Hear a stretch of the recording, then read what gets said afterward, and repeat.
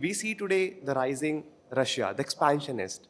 The same is the case with China and the USA trying to, they just change topple the government in the Canada and want Denmark, Greenland, part of Denmark, Canada, Israel, planning to execute the greater Israel in Bangladesh. There has been instances that it has been done because of the US not liking the previous governments. And so do you think it is going to affect the changing global world order?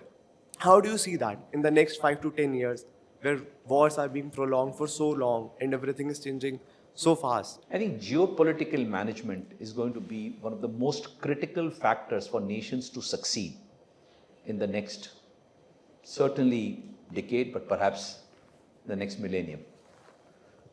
There was a time when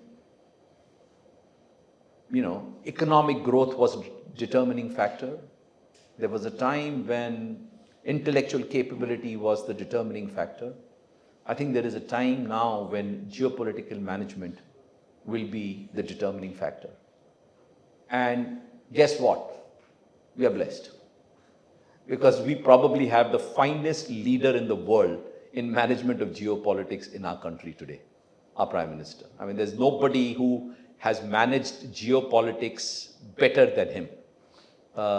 We have relationship with Russia, we have relationship with Ukraine, we have relationship with Israel, we have relationship with Iran, we have relationships across board, we have relationships with US, and we are also managing to neutralize some hostility with China. So I would say managing geopolitics is going to be a very, very important factor going forward.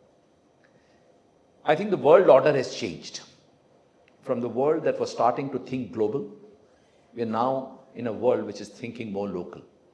The pegging order is what is good for my country is good for me, and what is good for my country is good for the world. And that's how the world is thinking about it. So the old concept of what is good for the world is good for the country has changed completely.